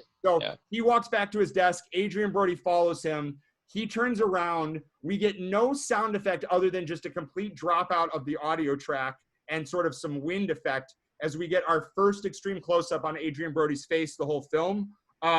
And then we get a cut to Joaquin with sort of a blank look. And then we get an insert shot from straight down our God's view again of a knife that Noah has stuck into Lucius's belly. And I want to lay this out very carefully because I think this is significant. Lucius, almost like in a cartoon, processes what has happened to him, falls down. Adrian Brody backs up. He seems to know what he's done. And his first thought, and I feel like I can see kind of Adrian Brody's thought process here. I think he does well in this scene. He initially drops the knife on the table, then kind of looks around at the surroundings, reconsiders the knife. It looks like he's considering whether or not to take it with him at first. He picks it up. Then he sort of looks around again, looks down at Joaquin, kneels down on the ground, looks at Joaquin's face, and then completely dispassionately stabs him. I think we're supposed to assume multiple more times as the camera turns away and zooms in on the bottom of a black stove in the corner. So this is the midpoint of the movie, by the way. So what do you want to say here? Yeah, agree that it was a good scene by Adrian Brody. I like that you can kind of process what's happening with him from his perspective. I agree that the fall, Joaquin Phoenix's fall, is cartoonish. I don't think that's what would have happened with a single stab to the abdomen, is just fall unconsciously to the ground. But other than that, good scene by both of them. So Joaquin Phoenix acknowledging immediately. I think it just kind of shows that he doesn't speak much. He has observed and more than most. He knows that Noah is into Ivy and that Ivy cares for him. And he's picked that up despite, as you say, us not having seen him in any scenes with the two of them before. Yeah, it was just, they were at the rocks, and he gave her the frog and gave her the berries. And it was clear that he was sort of vying for attention. So the way I read this scene is that it's a little bit ambiguous. It's almost is he talking to Adrian Brody as a peer or as a child at the beginning of the scene? Is this kind of the way you might, I cried as the story goes all the way through Mom and Dad's wedding. So that would be your mom, my stepmom. But my dad got remarried to some strange woman I didn't know. And as a child, I probably was on some level processing a lack of attention for me, right? Or there were other people that were taking my dad's focus or energy. The way that a 3-year-old will react if mom pays attention to the 1-year-old, right? So it's hard for me to know whether at the beginning of this scene, he's kind of patronizing him and saying like, oh, I know you were fond of her. Don't worry, she's fond of you. You can still play games. And if that's the mistake, is that he has underestimated, and the whole town has sort of underestimated Noah here. I think so. The other thing I kind of picked up on, and I don't know if this is intentional, I kind of picked up on like a change in mood for Lucius. And it's so the change is now we know he's engaged and he's expressed his feelings to Ivy. They're in love. They're to be married. And I kind of get a lighter tone from him. He seems more eloquent and willing to speak to Noah than he normally would be in another scene. And it's almost as if he's off his guard. Yes. Because otherwise, Lucius, as I just said, seems to observe everything. And maybe if he hadn't been so off his guard or so caught up in the happiness of the moment, he would have read Noah as soon as he opened the door and sensed the danger. Well, and also if we're assuming that he saw Noah in the woods earlier, right? Or if he knew that Noah was involved, because I think we're supposed to know it was Noah and not Brendan Gleeson. And I actually think that like William Hurt is mistaken. And that sort of sets up the Noah reveal, because there's no reason, you pointed out that the fox or whatever was hanging in front of Joaquin's house. There's no reason Brendan Gleeson, who we know had a good relationship with Lucius, would have done that. So you wonder if he might have, had he not gone into the woods and picked the berries and seen what he thought was one of the others, you wonder if he might have, like you're saying, put two and two together and recognized some sort of threat or warning on himself. Mm-hmm. I like that take. I also think that this was so shocking. I remember this is the moment in the movie that caught me and was like, oh, this is a twist, like a literal twist of the knife. Because you almost feel like, again, if you're playing along at home and expecting something that like, oh, maybe these two will team up to help Ivy when she's in distress, right? Maybe that will be what happens here. Or maybe like, I don't even know. I can't even come up with another narrative right now, but like there's nothing about Noah's behavior or posture when he comes to the house that suggests he's about to commit violence either. I also couldn't tell if the knife was on the desk or if he brought that with him. I think he brought it with him, right? Because he never gets that. That was my impression. Desk. Yeah? Yeah. Yeah, okay. That was my impression. Also, he didn't hit. Okay, so we get a nice callback. We get an empty rocking chair. After, like, out in the field after this. Yeah, it's a random empty rocking chair is the first cut after. Yeah, and then we get Noah in a rocking chair on a porch. He's looking at his bloody hands. Nice Lady Macbeth here. Bad color. Now he's crying. I wrote, he gets it. He effing gets it. I think he realizes, and in a weird way, he doesn't think about what was it that Joaquin said earlier? Something like, I don't think about what will happen. I just think about what needs to be done. That's kind of Noah's problem here, is he reacted instinctually and sort of killed the threat to his life. But now he's kind of realizing the visceral reality of what he's done, because he looks upset. He's crying at the end of it. We get an elders meeting. We get an awesome callback. This is why the language kind of works for me, because we know that they use quarts to mean tons, which is actually more accurate because it's a measurement of liquid. So it's like I kind of like some of the old-timey language, as you call it, because some of it is just more precise. And this is also a callback to Noah earlier saying he'd cried quarts. So we get this weird, slow audio. Ivy goes. She seems to instinctually know what must have or might have happened. She goes to find Lucius on the floor. Everyone rushes in. I like how we stay on her and her reaction. We have completely shifted point of view character at this point for the second half of the film. We never go back to him, like even at the very end when he's in bed. This is on her from now on. Papa, I cannot see his color. And I think what you were saying earlier, right, is that the black stove maybe is the antithesis to Joaquin's color, which might be white. Yeah. Yeah? Yeah, so we see a white flag in the very next scene. Wind. Okay, is that the next scene? And there's no explanation for that. But it appears to be Lucius's color. She can't see his color, and like the next cut is a white flag. Yeah, and it's I mean, I suppose his color could be purple, right? Like it doesn't necessarily matter what it is, but I like the double meaning too, that this could also represent that like his color is gone from her life. So she is a woman sort of transformed a bit after this moment. And then after the next, I mean, I sort of went into this rewatch thinking that Ivy doesn't have a full protagonist arc, but this movie is a coming of age story for her in a way. Like she loses her innocence sort of here. And I guess maybe the whole town does in a sense, is maybe the better argument to make. But I'm going to accelerate a little bit here for time as stuff sort of ramps up. So she goes in and slaps the crap out of Noah in the quiet room, which is ironic because earlier in the quiet room, she didn't make him sit in there and she told him no hitting. That's nice. Noah is devastated. Probably my take the first time I watched this was he did not anticipate or have the capacity to anticipate her negative reaction to what he'd done. Yeah. He has hurt her through this, and now he's dealing with that, right? Which is maybe the worst thing for him. She talks to her father. We get our first extreme close-up of her face.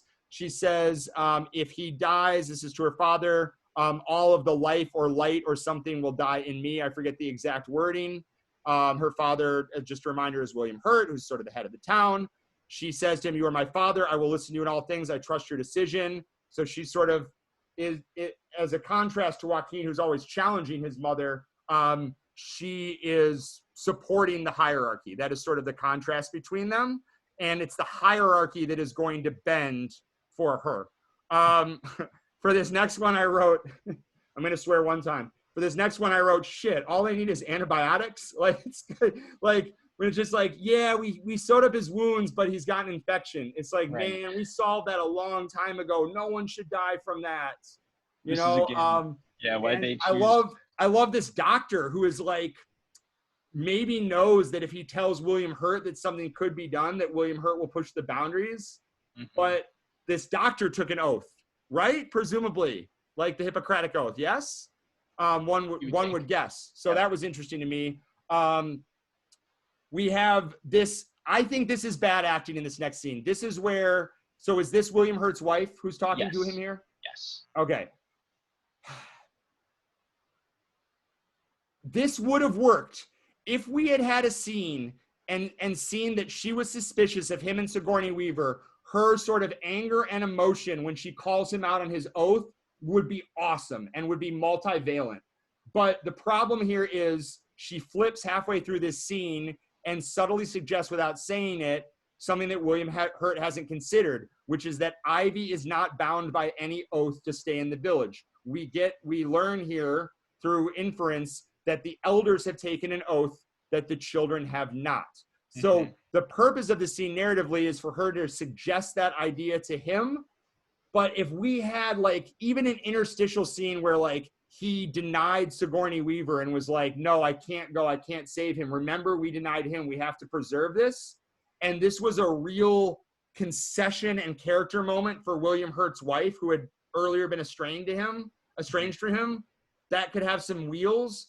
But it's almost like there's too many good relationships here that he doesn't quite precisely nail. And I think that's because he spends too much time on the final act. So let's see, we get story. This is what the next scene here is William Hurt leading Ivy to the shed that everyone's supposed to stay out of. No one's broken in here ever. Like, this has never been a dare. Because when we get in here, when we find out later what's in here, it's hanging up pretty obviously. It's not like in a closet in the shed. No. It's like on display. He tells the story about why he sort of came to the village, which he says first his father was very good with money. And this story has a nice double reveal. At first, it sounds like his father was really good at making money and money corrupted him. But we find out, no, his father was very good at making money and people murdered his father for his money.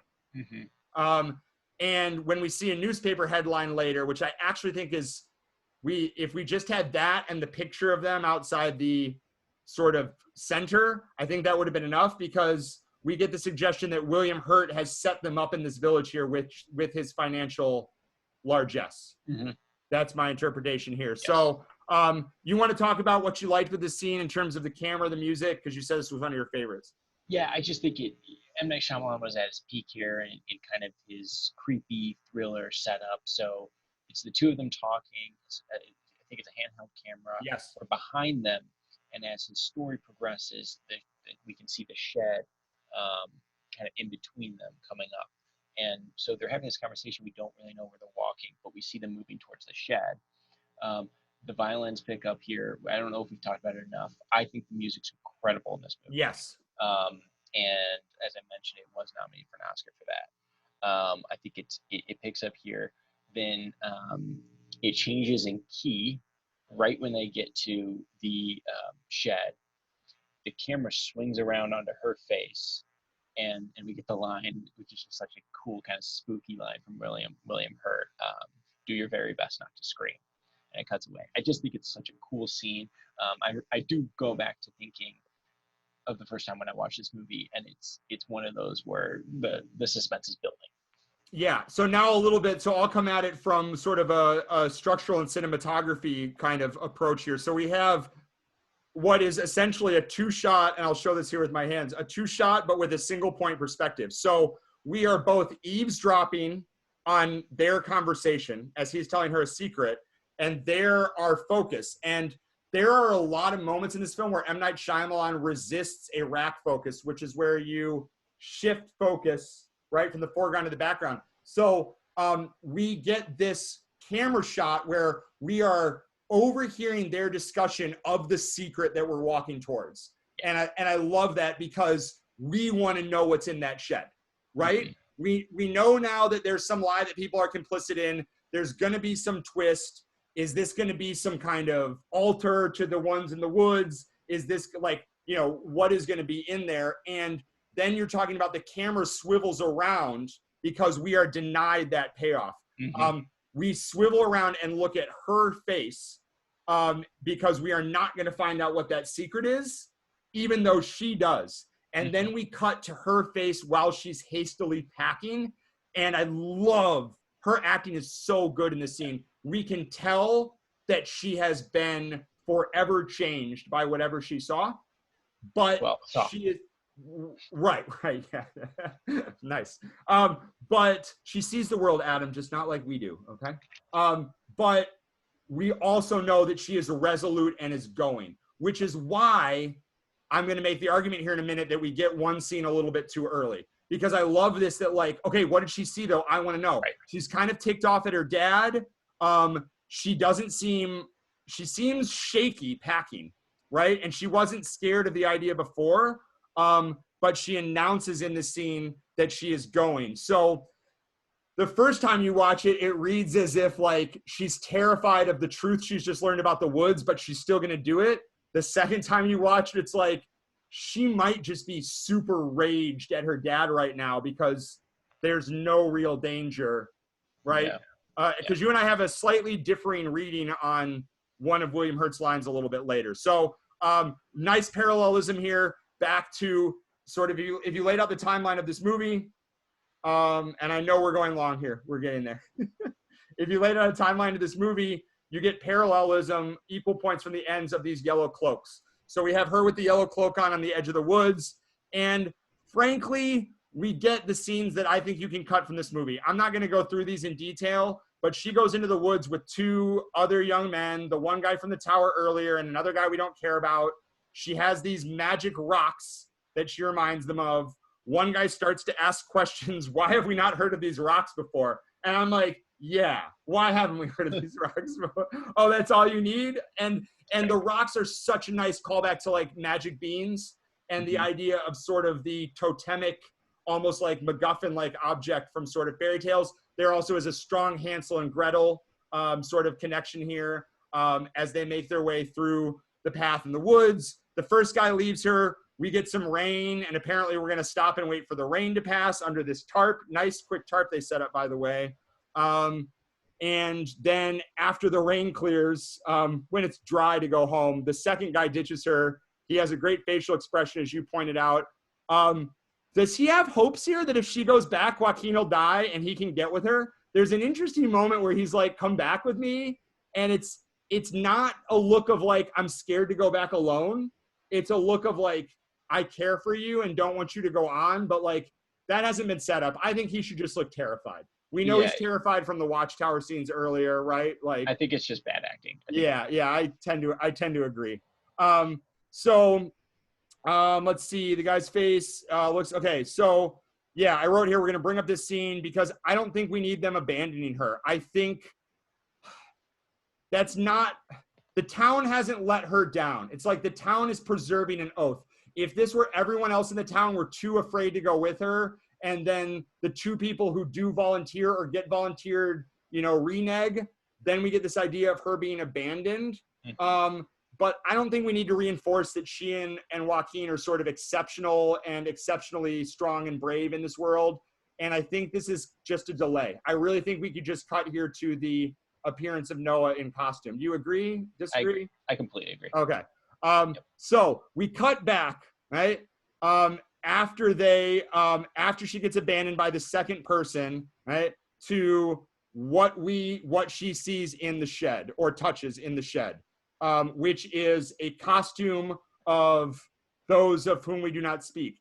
She knows from the feel. I wonder how she knows that. I guess maybe she's seen one. Has she seen one at a distance in a mask? Maybe when she was standing at that door. Well, no, because she can't see. Anyway, she knows. She says something about the smell being off. We get awesome depressed delivery from Sigourney Weaver, who we haven't seen in a while. At the beginning of the next scene, she's like, "I'm making fresh cloths for Lucius. He needs them." Like, she knows he's going to die because he's not going to get antibiotics. And again, just a scene so this is where William Hurt says that he's going to send Ivy. He says that's all he can give her. She wants a kiss. It's clear from both their body language that they both kind of do. I love that they have this chemistry without any consummation. These are two incredible actors. And this is a really, really good scene. And again, now that I know, because you pointed out that that's his wife in the earlier scene, we understand that even though I love that we know and understand that he loves Sigourney Weaver more. They are the better match. They both know it. It is unspoken. Sigourney Weaver has to have it knocked into her head earlier by Lucius in a great scene where he misrepeats a really sage line by Ivy. But this is great to contribute to that idea of oaths. And again, William Hurt has worked around his oath by sending Ivy into the woods because Ivy hasn't taken the oath. We then cut back to William Hurt. Let's see. What do I have here? Talking with the elders. So this is still a flashback. This is when he's asking permission to send Ivy. And then he's amazing in that scene too. His like impassioned. Yes. Did I skip the scene where he tells her about the that there were rumors of the actual monsters in the woods? It's pieced together. It's montage with her walking. Okay. So it's so they cut back and forth in the meeting with the elders. And what's interesting is I think the most generous way to read that is that that's him trying to justify the lie. And I don't, or wait, maybe since she can't see, there's a chance that she won't recognize what's going on in the towns, right? And she will maybe perpetuate the story. So that's his hope. But by doing that, he sets up the death of Noah. Because if she had known there was nothing to fear in the woods, right, she wouldn't react the way she does in the upcoming scene. So so these are some of the things he says in this meeting with the elders. I've always risked everything for the just and right cause. There's that use of the word right again, which I think is awesome. He talks about innocence of the village that he's not ready to give up. We get an echo of what Brendan Gleeson said. Again, the parallelism, heartache is a part of life.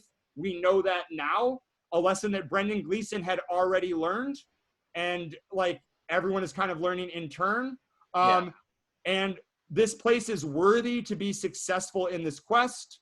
She's more than capable of most in this village. And I put a note here, but also I sent 2 buffoons with her. And then this line, the world moves for love. It kneels before it in awe, which we'll come back to at the end. I don't know if we have enough. I mean, maybe that is what this is saying, is that like it's the love and the insistence. It's Joaquin's love for the village and pressure on the community to let him go. It's Ivy's love for Joaquin and insistence on like battling her fears and going to the village.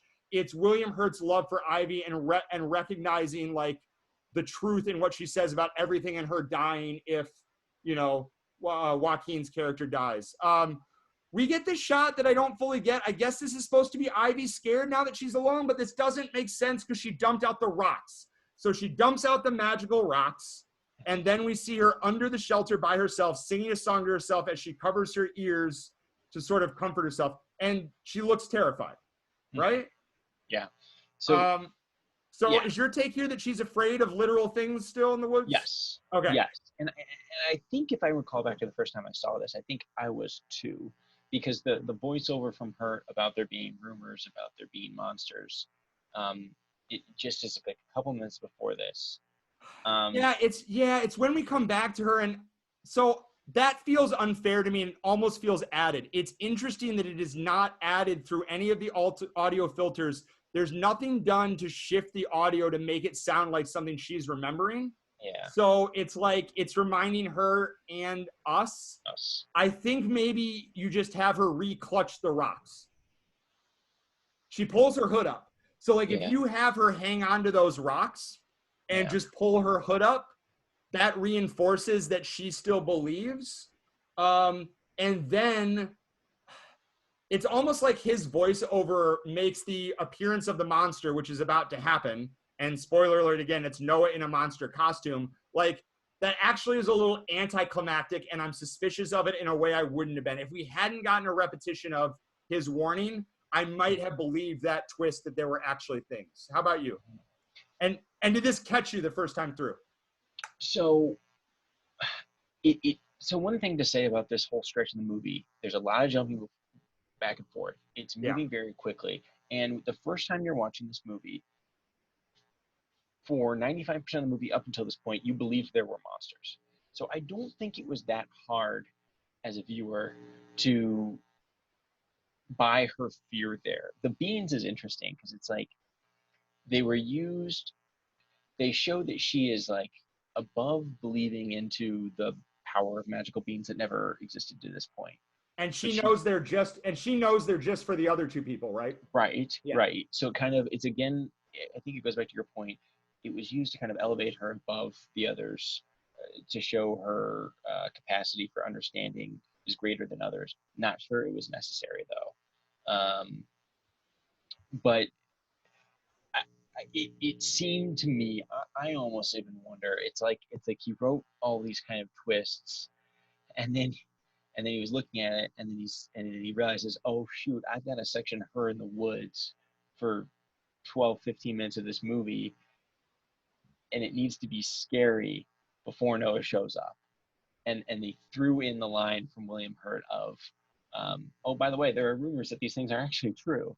It just seems kind of silly. The only part of the movie that I go back to is the scene where him and Sigourney Weaver, William Hurt and Sigourney Weaver, are debating who got into the shed.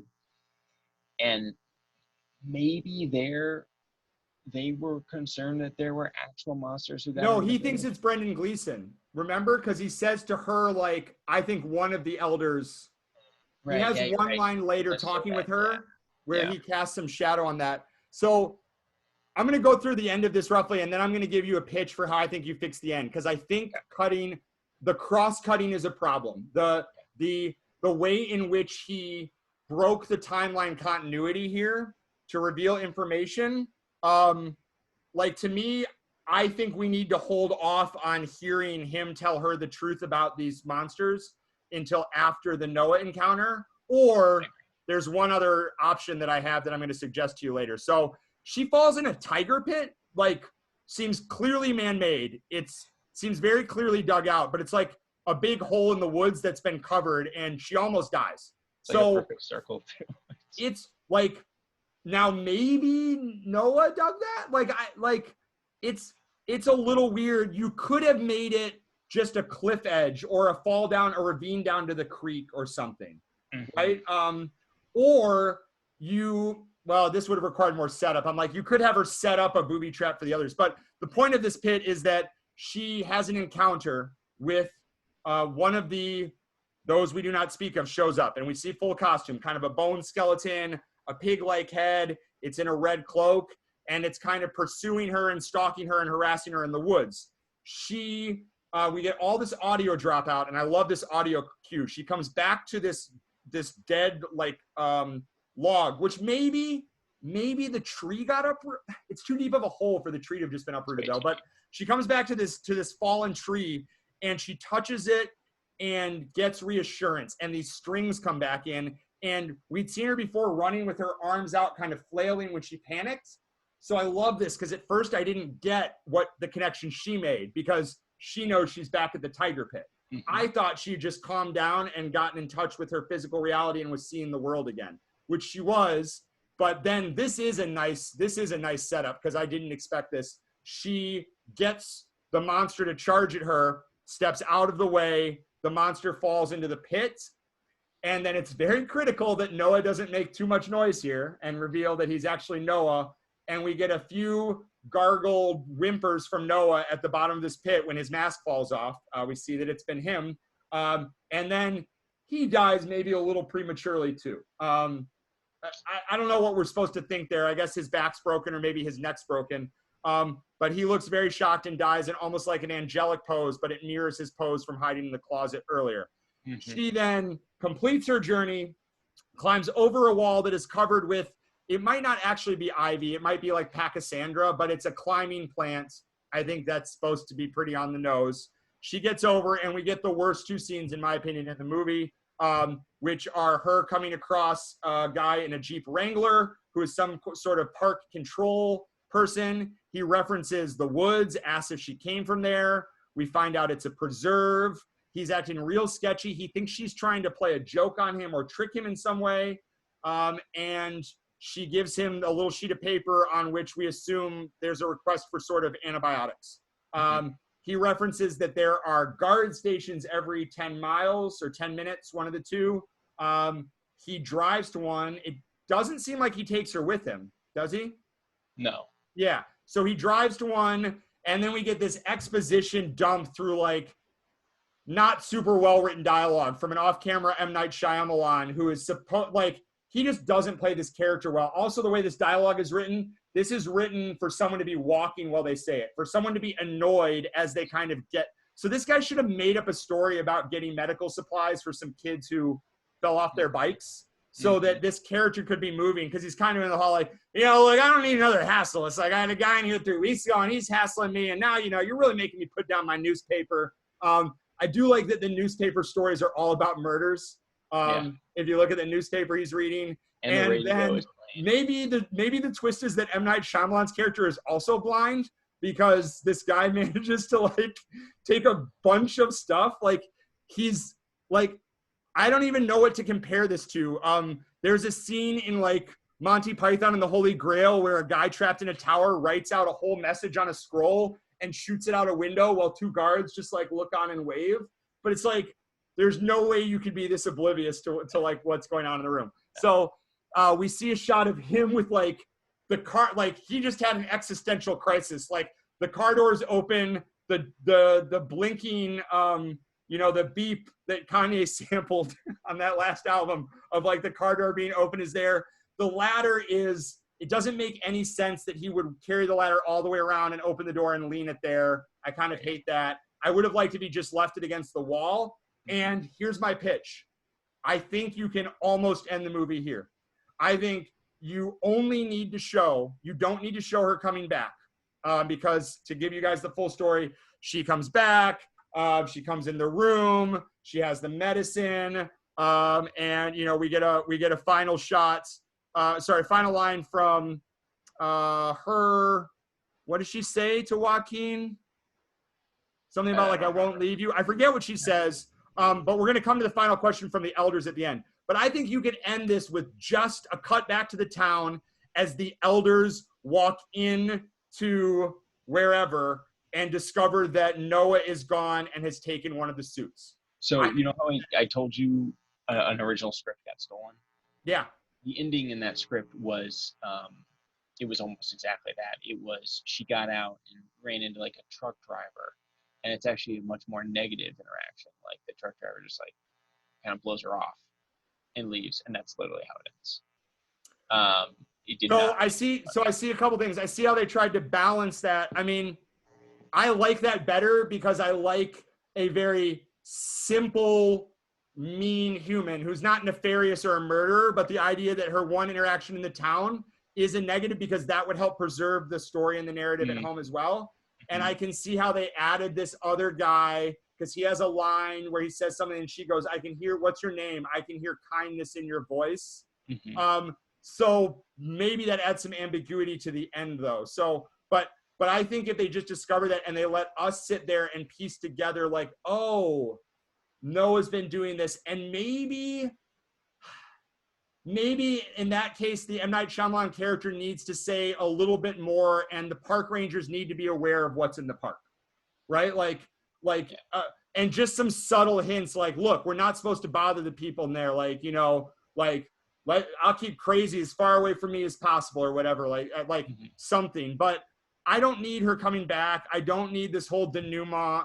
I think that the discussion, like William Hurt saying Noah has given us a chance to continue this place ruins it. Like, you've shown us that. We get that. That's actually awesome and fascinating that he's given this sacrifice. Even if he just says, we will give him a proper burial, right? And just, you know, he has helped us all. Like, but to really just say it out loud kind of undoes the magic you have weaved. So you want to talk a little bit about the question William Hurt asked at the very end and where that leaves us? Yeah, so he asks all the other elders if they want to continue the village. And so this is before Ivy's back with the medicine, right? So this is after Brendan Gleeson's son has died. And Joaquin Phoenix is unconscious on his deathbed. And what's interesting to me is so everything that they were trying to protect, the innocence, has been shattered. You know, he says in his last speech, we now know that heartbreak is part of life. And so I think when I was saying earlier, I think kind of a cynical view is that the reason they're okay with it now is because now they're the ones playing God. It's the exact same thing. People are dying. There's murder. There's bloodshed. They haven't avoided any of that. But here, they get to be the ones playing God as the elders. They get to be the ones in control with the monsters. Versus out there, they didn't have any control. And that's kind of another thing that's interesting about how all their hardships, all the people who were killed in their lives, they were all kind of really freak accidents almost, or like freak incidents. Yeah. Where they didn't have any control. And there was a randomness to most of them, right? Or all the ones we hear about, right? I mean, I guess the money was the motivation for the one, but like some men murdered and maybe did other things to the one person in an alley just kind of randomly, right? Right. Which is why I would almost kind of like it if we did get that casual rudeness from and you could even leave it with her asking for the medicine and this confused, like maybe the truck driver almost hits her, right? Because she's like on the road and he has to pull over and he's like, you dumb broad, look where you're going. Then maybe he realizes she's blind and then she like speaks kind of curiously to him and asks for a doctor of medicine.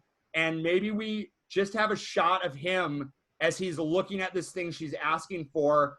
And we're left with this question of, well, is the average person good or bad? Will she get the help from this guy? And also, when we find out that Noah has done all this and that the lie that they set up to keep people safe has potentially killed, I mean, it almost kills 2 people or 3 people, I guess, because Ivy almost falls in that pit, right? Their lie designed to keep people safe and their desire for power and to keep control over their children is hurting their children. Right. And but the reason they're okay with it is because they're the ones. Yes.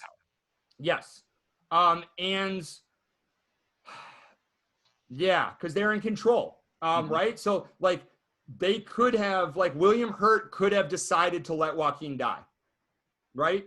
he could have made that decision, but he makes an exception for his daughter, which I think is interesting. Like, we had no chance to bond with Noah's parents or have any idea like what their strategies were, or like, you know, how they were raising him. It would have been maybe interesting to see like how any of the elders treated Noah, or anyone other than kind of Ivy and a little bit Joaquin.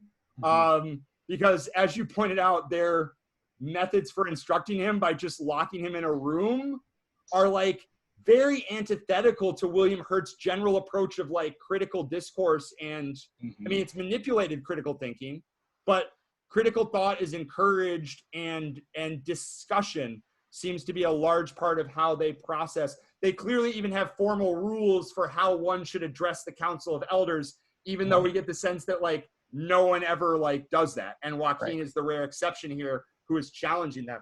So there's a way in which this is ultimately a story about children who are like, because marriage symbolizes this too. This is children who are trying to take the control. And the next generation is rising up. And it would be interesting if Ivy's knowledge made things a little more ambiguous as to whether she and Joaquin, as sort of clearly the model couple for the next generation, whether they would perpetuate this as opposed to the elders. And I wrote down the quotation. He says, "Your son has made our stories real. Noah has given us a chance to continue this place, if that is something we still wish for." And he knows that Brendan Gleeson, right, had some issues and was really beside himself. This is why it would have been nice if we'd had a scene where Sigourney Weaver had maybe backtracked a little bit and been a little desperate when it was in her home. But I kind of like the idea that there's a thought that maybe there's going to be a legit discussion about this. And maybe when Joaquin heals up, like he and Ivy are going to come with some real questions. Because at some point the elders are going to die. And if no one's keeping up an 85-year-old William Hurt is going to get caught skinning foxes in the woods one day. Do you know what I mean? Like, they're going to have to deal with this. I'm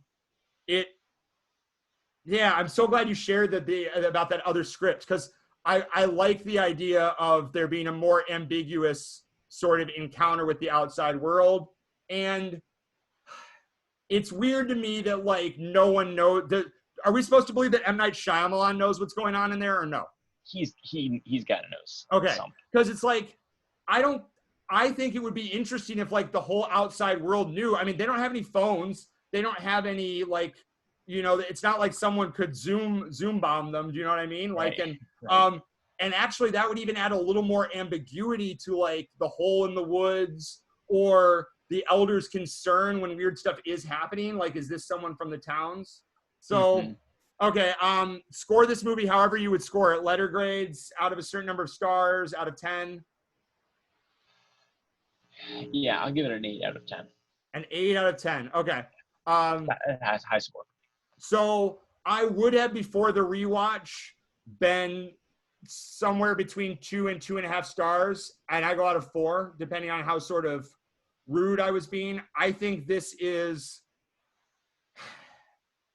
a movie that tries a little too hard to be a 4-star movie and falls a little bit short. So I'm going to give it a 3, but it's not 3 stars in the sense that something like, I would give Rush Hour 2 3 stars. I think it shoots for 3 stars. I think it achieves 3 stars. I think this is a movie that is his most ambitious in terms of what he's trying to do. And I mean that in terms of like every aspect of the film. I compared it with you earlier to Kanye's My Beautiful Dark Twisted Fantasy. The idea that like he is very self-aware at this point, and there is an attention to detail paid to every aspect of this film, from casting to costuming to set building to score to the color palette to the editing. And I think he's really kind of in his stride here. And I think, unfortunately, he has this down period for the large middle section of his career, because I've liked a couple of his more recent things in certain ways. Like I like a lot of Glass and then hate a lot of Glass. And I didn't mind was it The Devil, where they're all in the elevator. Yeah. He's done some interesting things, but it would be fascinating to see him direct a script from someone completely different, and just bring his visual sensibility to it. And I also, like, he wrote Stuart Little. I don't know if you know that. I would love for him to just write like a completely different, like, off-brand movie. I don't know if he still works for Disney, because he had a Disney deal for a long time, but I kind of like to see him write for someone else, just like I'd love to see Quentin Tarantino write a script for someone else again. And sort of see what could happen. So, all right, we went long. Thanks for sticking with me, Adam. I think this went really well. Once I, in a month or two or something, once I get through this first rotation, we'll have to pick another one and go back to it. I'm thinking maybe another one, maybe something a little more from our communal childhood. Like, I think we mentioned Angels in the Outfield. Oh yeah, that'd be fun. Or even something like Gone Fishing, or something that I really haven't seen in like a super long time. I also would be interested in doing one that you really like that I currently don't appreciate that much, like say a 13 Days Later, or maybe like one of the Rocky films. Oh, that'd be a lot of fun. Yeah. I'm going to have to get Carson to do Like Mike with me. I think that's the one DVD in his collection that I ridiculed the most. Yeah, well, he was a big Bow Wow guy. Yeah. All right, Adam. Thanks so much. Stay safe. Thanks to everyone out there who watched this with us. If you want to give me a comment, give me some feedback on if I should have more video clips, if you like more of the 30-minute format, or if this little more feature length works for you. Like, share, subscribe, or don't, because I don't really care. And also, I'm going to be making audio-only versions of these podcasts as well. I think that's the best format ultimately. So have a great night, Adam. Say goodbye. Thanks for having me, Pat. Say goodbye to everyone. Bye. And wait, what's your favorite word? This is going to be my parting question for everyone. Right now, in the whole wide world, what is your favorite word? I like the word aborigine. Nice. I like aboriginal better than aborigine. I'm a little anti-Y endings. Okay. I'm into cattywampus today, in case you wanted to know. That's a really good one. I use that a lot, actually. All right, I'll see you, man. Adios. Yeah. Bye.